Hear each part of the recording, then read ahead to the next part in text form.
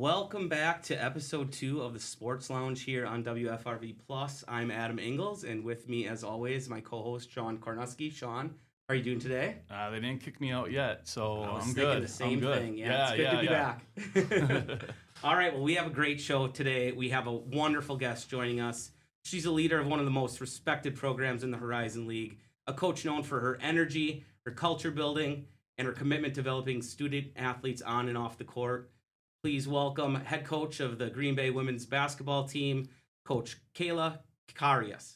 Coach, how are you doing today? I'm doing great. Thanks. Thanks for having me. Yeah, great to have you. First, I just want to give a quick shout out to Sheboygan North High School. Yeah. I spent some time in Sheboygan. My daughter, hi Aubrey, if you're watching, is an alum of Sheboygan North High. So just wanted to mention that. It's the best. Do you still get back home every now and then? I do. Back home to my parents' house. I haven't been to the high school in a long time, but there's so much to love about Sheboygan, right? It's the home of the Bratwurst, so the come Malibu of Wisconsin. That's right, Malibu, awesome. The Midwest. I just learned there's surfing out there. Yes, I never freshwater knew they had surfing. surfing out there. There's even a surf shop that you can get your board from. Sheboygan's got it all. Of course. You got to have a team. They got to have a school team. Bring your wetsuit, though. It's cold. Right. All right, well, we'll start up with some questions. We'll just talk big picture here first. So you returned to your alma mater last year. Taking over the program you once led as a player, but now as a coach. Does it mean to you personally to be the face of the program, and how do you see yourself fitting into that moving forward? Well, it took a long time for that to sink in. I think there's still days where I pinch myself, and the fact that I'm here and I'm leading this program, I mean, I'm incredibly honored. I think you talk to any Green Bay women's basketball alum about, okay, what does this program mean to you? And it's so hard to put into words. For us, this was the place where, you move away from home and you have this great college basketball experience, you get a great education, and your life totally transforms. I mean, you're a part of a great culture and a place that, of course, has a standard of winning. But you get to know all these amazing fans, and this community wraps their arms around you, and you just have such a great experience. It's so hard to put into words. I just think all of us have such a love for this place. To get the call to come back to my alma mater was a really easy decision. I'm really, really thrilled to be here. Well, let's talk about that. So let's rewind to last year. Okay. You've played in the Crest. You're not an alum. You're a coach. You come in that role, that leadership role. When you stepped onto the Crest and you had that first moment, what went through your head? Yeah, it was a little bit of a strange feeling. It was like I was outside my body, kind of watching it from the top down. It didn't quite feel real, and at the same time, it was game time, and I had a job to do, so I didn't have a whole lot of time to let that sink in. It was kind of like you walk out and you go shake the other coach's hand, and the ball tips, and here we go. So it has become more normal to me now, practicing in that facility and certainly playing games. It's just an amazing atmosphere, and there's nothing like it on a Saturday afternoon when the sun peeks through that little window in the corner and this whole place gets on their feet for the starting lineups. We're just so blessed to have what we have. It's not that way everywhere. We know how much we appreciate it. It's very different in other places within our own league and around the country for women's basketball. So we have it pretty special, and I don't take that for granted. Something in Green Bay transforms women's basketball. There's something about it that's always been strong since the Norgards played. It's really just a special spot to be in. And if you haven't been to the Crest to see a game, you got to get out there. What are you doing? Right. Got to get you out there. Exactly. So, the program has such an incredible tradition. Yeah. How do you balance honoring that tradition with your personal style and the stamp that you want to put on the program? Yeah, it's always a balance. I think with that, because I am an alum, we talk a lot about the history of the program and tradition. We've really tried to, since I've been back here a year and a half ago, reach back out to the alumni base and get them connected again.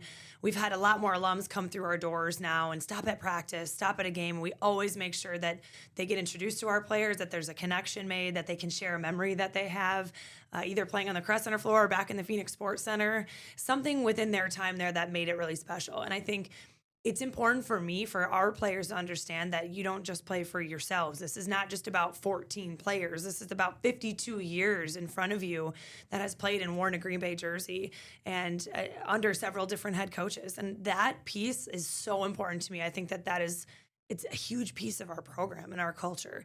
And then along with that, because I am a new face, you do have to figure out ways to put your own stamp on it and come up with creative things that just fit my personality and the style of play.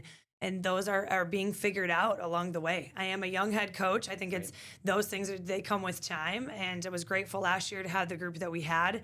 But they were really connected and they had played with each other for a long time. So there wasn't a lot of that guidance that they needed. They needed some suggestions along the way. This group this year is entirely different. A lot of new faces. Yeah.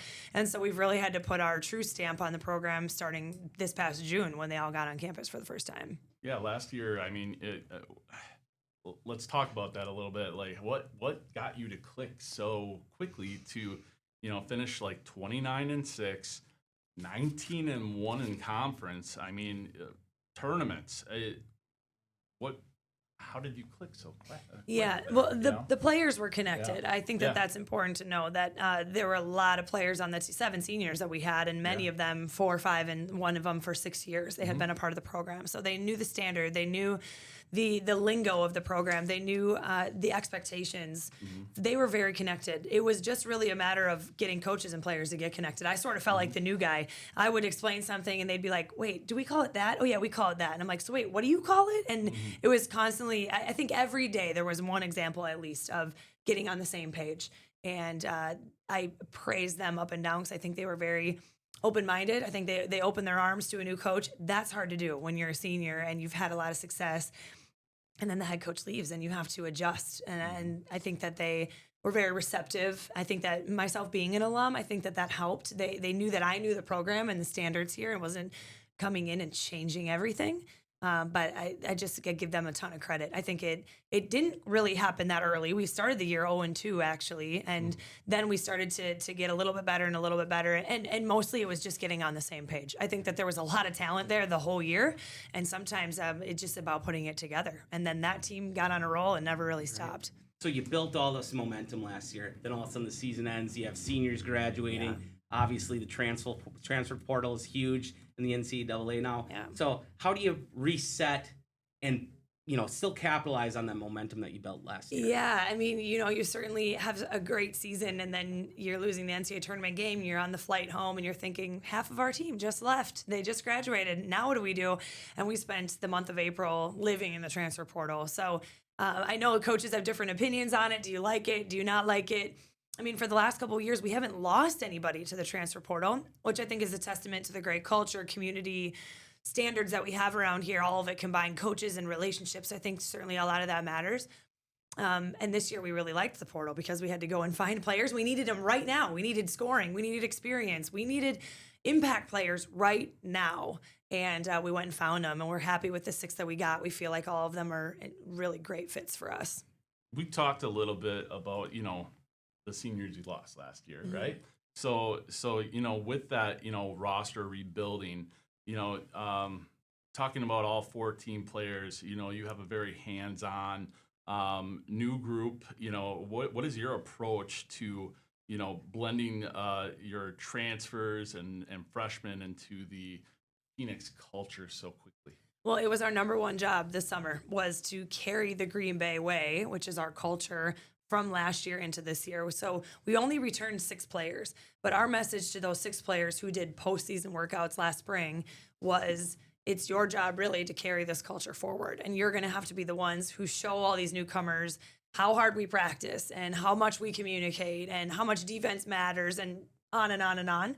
And I really give those 6 players a ton of credit. They were a huge reason why all the newcomers, when they came in June, they saw those things. We didn't just talk about it. You go and be about it. Go show the way. And I think that those players did a tremendous job of that. I would say our main goal all summer long, which you get 8 weeks with the players in the summer, it was to make sure that they knew the culture, because without that, we don't go anywhere. We feel like that's our separator. That's the reason why we've been as successful as we have, is because we have this great culture. So that's where we start. That's laying the foundation. And once we got through the summer, actually, it felt like after 3 or 4 weeks, we felt like they had a much better feel of how we do things. And that really started us off the season on a really good note. Everyone's on the rise. That's right. Everyone's on the rise. I love that. Well done. Well, we're going to cut it to our first break. Adam, I'll let you go take away with that. Yeah, we'll return more with Coach Karius, and we'll be back on the Sports Lounge on WFRV Plus.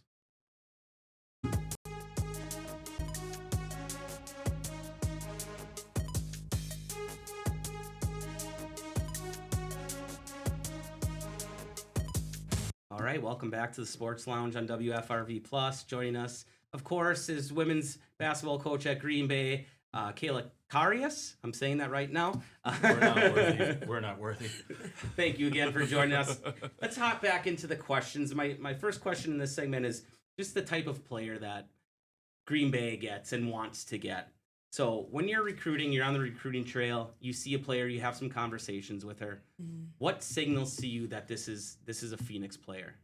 That's a great question. I think that, of course, when you're sitting and watching at a tournament and you sit down, let's say at a court where you're blind to all these players, you don't know who to keep an eye on. I think there's a lot of things that stand out to us right away. Of course, their size, their athleticism, their skill set are things that stand out. But there are a lot more intangibles that we're watching for. And so when you're sitting on the sidelines, you have a great seat to watch their leadership, how much they communicate, how well they respond to their coaches when they're being coached, especially in really tough moments, how great of a teammate they are. Literally sometimes just how they sub in and out of the game, watching how their attitude can shift. And we like to see when players struggle because that's a really good indicator of how they respond. So I think that there's a lot that you can see right away. And then we can't contact them until we get off the road and then get on the phone with them. And then your conversations start happening and you start to figure out what is this player interested in and what's important to them. And is Green Bay a good fit? You know, I don't think that Green Bay is for everybody. I think if we always say if you're looking for a giant city and lots of noise and downtown skyscrapers, like our campus is not that. Our campus is beautiful and it's safe and it has trails and nature and we really care about women's basketball. Right. We always throw that into this is a truly a basketball school. We don't have football to compete with. Of course, we love cheering on the Packers, but this isn't part of the university, right? We have so much community that is centered around women's basketball in general. So we want to make sure that matches with that player, and that doesn't happen quickly. It happens over a long period of time where you have to get to know each other. Of course, we've really been successful with local players and with the state of Wisconsin, making sure that those players, the best players in the state, want to come here and stay close to home. And we think it's a recipe for success. Families can come and watch. They enjoy being a little bit closer to be able to stay in touch with their family or go watch siblings play. And I know that the Green Bay community and the state of Wisconsin, all those communities love following the local players and seeing them stay home too. Absolutely. With that said, you know, you've played in the Midwest, you've coached in the Midwest, the Dakotas, all throughout.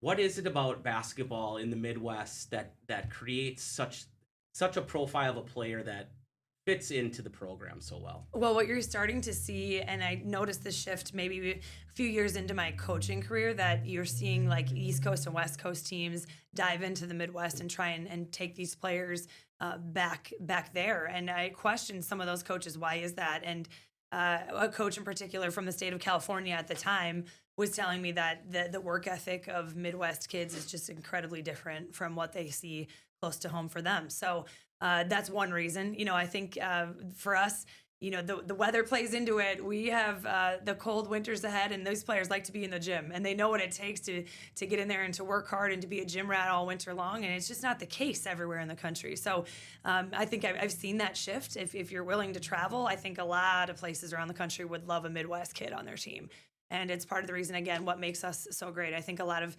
kids have been raised with this work ethic in front of them. They've learned from parents, from coaches, from other teammates, what it takes to work hard and do all the little things. You know, we certainly are a blue collar type of team, especially in the defensive end. We do things that don't show up in the box score, but your teammates appreciate them, and we feel like the little things help you win. So I think all of that mentality plays into it. Yeah, yeah.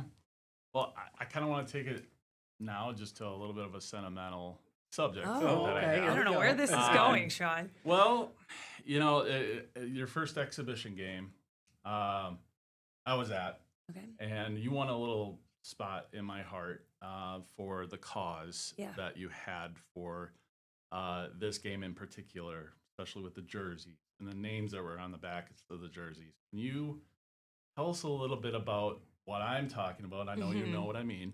And how did this come to be, and why is this so important?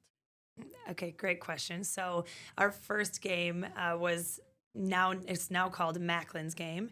It's really our pregnancy and infant loss awareness game. And the month of October is actually the month for pregnancy and infant loss awareness. And so we did that to coincide with it. So Macklin was our second son. We have a 5-year-old son now, Trayton, and we have a 1.5-year-old daughter, which everybody I feel like is familiar with as they're running around the gym after games. But in between them, we had a second son named Macklin, and Macklin was born with a birth defect. And it wasn't something we knew anything about. We had a healthy 1-year-old at home. We thought this was a pretty routine thing. Every one of my checkups was normal, heartbeat great all the time, and had no reason to be concerned. But when he was born, he couldn't breathe on his own, and they didn't know why. So they ran a bunch of tests. They took him away and did those tests. And when they came back, they told us he was born with a birth defect. He had CDH, congenital diaphragmatic hernia. His hernia muscle never closed, and so the organs from below actually floated up into his chest cavity. That would be like his liver and his bowel. Because they floated up into his chest, his lungs didn't have any room to grow. And they were much, much smaller than they should have been. Of course, you don't know that that's an issue because in utero, the mother breathes for them, right? So when he was born, he couldn't breathe. He was, after we baptized him, instantly shipped to the NICU an hour and a half away in an ambulance. We were told you can't go with him.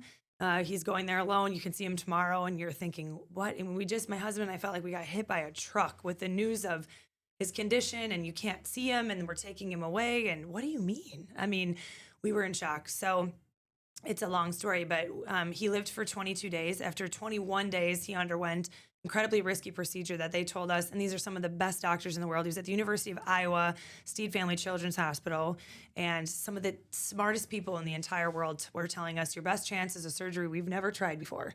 And so, of course, you want to give him your best chance. So we did, and he didn't make it through 24 hours after surgery. So he passed away, and he's in heaven, and our worlds got rocked. I got out of coaching for a little while, at least for a couple months, because my boss understood, and I just thought, I'm just not going to coach again. I just really thought I needed to do something different with my life, and coaching basketball just seems really unimportant after you go through a situation like that.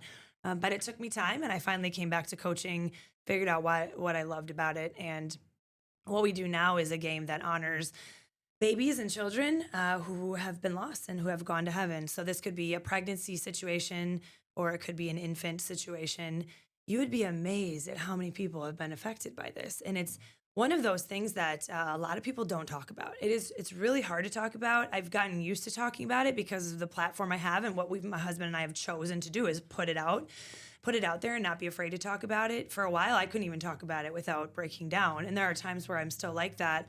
But I do feel like we have this platform for a reason, and our faith has grown incredibly stronger because of it, and feel like we need to be helping people and creating some type of community through this cause. My husband was the reason for it. I didn't want to combine a basketball game with this cause because I actually have to coach the game, and it's really emotional.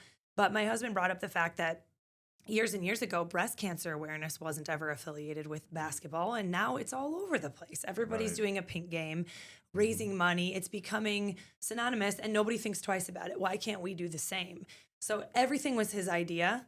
We've done it for 2 years now. What we do is every player, we removed their last names from the backs of the jerseys. We have custom-made jerseys with angel wings on the back, pink and blue baby footprints on the shorts, and a ribbon on the front. And then on the backs, every player gets assigned a family of a child who was lost. And so Macklin has a jersey every year. This year, Cammie Pepler, our point guard, wore Macklin's name on her back. And then we invited 13 more families to come and join us on the floor.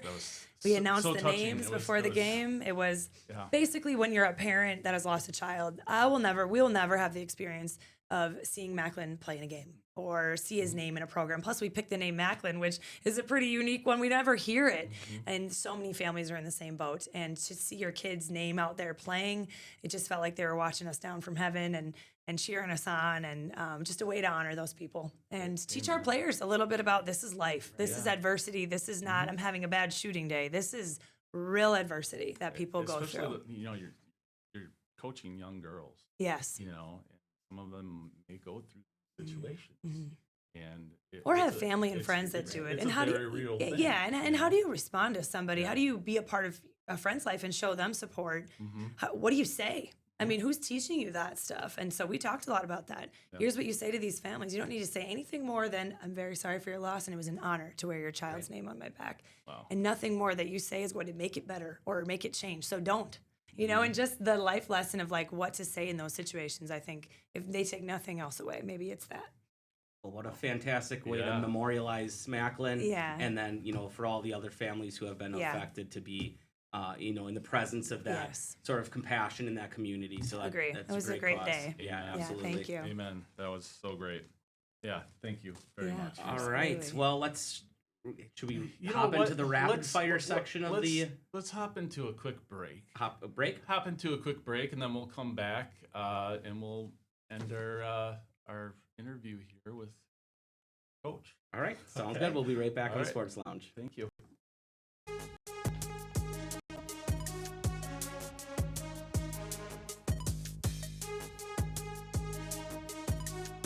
We should just get rid of this intro. You know, let's just get to talking to the coach. Come on, get rid of the intro. All right, everybody, welcome back to the third and final segment of the Sports Lounge here on WFRV Plus. Continuing the conversation with Green Bay women's head basketball coach Kayla Karius. We'll start this segment by talking about our show last week. We had Gracie Gresh on and her dad. Great conversation with Gracie last week. So just want to understand how that relationship was built between you and her. I know she was obviously a big time recruit coming out of the area, went to Wisconsin. Now she's home. Just talk a little bit about that relationship and her game and where you see her fitting into the future. Well, she may have shared this story with you, but I started recruiting Gracie when she was in Early. 8th grade. I Early, think yeah. I was her first phone call, and I was an assistant at Wisconsin at the time. And then I made several moves since then, and as you do as a coach. And I called her this spring, and it was my 4th school that I had been trying to recruit her at. So everywhere I went, I knew I wanted to coach that kid. I think that's the point of the story, not how many schools I had been at. I just knew how special she was going to be. I loved the fact that her parents both were players and coaches. So you just know she's a coach's kid. You know she's just smarter. She gets it. She has been around it her whole life. And actually, her dad recruited my brother to try and play at St. Norbert. So we had that family connection.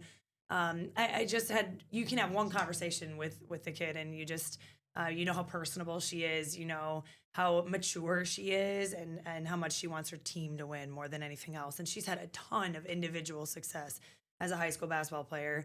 But it just doesn't matter to her. She just really wants the team to win. So who doesn't want that kid on their team? So we had a great relationship. And then, of course, I knew that she went to Wisconsin last year and just had the opportunity when the spring came around. It was prior to portal opening, in fact, because they had a coaching change there. So, of course, there's some rules, some caveats to the window rule where if your coach leaves, you can actually enter early. We were still playing. We were preparing for our conference tournament at the time when we got on the phone and just talked through, again, what are you looking for? Are we the right fit for you? You know, a lot of these players that we had transfer back, they know this place. You don't have to go into long detail about here's what we have on campus. And here, they're like, we know. We've been to camp. We've been to games. We've been recruited here for years. I tried something that I thought I would like. It wasn't what I was looking for. Okay, here's how we see you fitting in here. And I think she's a star. I think over the course of her time here, these fans, if you're not already in love with how she plays and what kind of a person she is, then you will be. I think she is so dynamic, and she can play multiple positions, and she has a great skill set. She's really built for our offense. Credit to Sarah Rohde, who she played for in high school, who's, of course, a GB alum and runs a lot of the same things, has a lot of the same principles in her offense. That kid was built to be a Green Bay Phoenix, so we're thankful that she is. Yeah. She answered all the questions that we had on. Yeah. I covered them. So you covered everything about Gracie. I mean, because I think you put it in a really good light for Gracie, though. She's a sophomore, and she can only grow, and I think what better way than coaching under you? I think you're teaching her more of like the life lessons and how to coach herself than anything. So We talked a little bit last week about, the style between the Big Ten and the Horizon League. You guys have taken down some big name programs. You constantly competing with those programs. So what do you think is the major difference between Power 5 conference and let's call it mid-major basketball, but the fact that you're able to compete at that highest level? Yeah, I think that you're gonna always start with looking at the players as the size and difference in athleticism. I think that's usually what it comes down to. They're at times have quicker athletes and bigger athletes, and there's certain size factors that are different. So I think that's usually what it starts with as far as playing style goes. Mm-hmm. And do you think, you're a coach, so I would imagine what your answer is. How big of a factor is coaching play when you're at kind of that different level to really maximize what you get out of your players? Yeah, of course. I think that's always a factor. And I think your culture plays a probably even bigger part. That the way that the team responds to adversity and how hard we work, and we stepped into a Big Ten school on Sunday and started the first quarter out with a 25-15 lead. I think your fearlessness and your attitude towards can we compete? Are we wanting to keep it close, or do we believe we can win? That's a huge part of it too. All right. So I just want to talk about just Wisconsin. Great game. I was floored by Wisconsin. It was so close. Yeah. And I can only see big things back. So I think we have to unfortunately wrap up the show right now. Coach Karius, it's a pleasure to have you. I mean, we didn't ask as much as we wanted to ask you. We could have gone for an hour. So I think we're going to have you back at some point if you're okay with that. Yes, we can do that. Okay, all right. Thanks for having me. All right, well, that'll wrap it up for this edition of the Sports Lounge on WFRV+. Thanks again to Coach Karius for joining us. For Adam Ingles, that's me. Sean Kornuski, he's over there. Thanks for joining us, and we'll see you next time. Thank you. Thank you.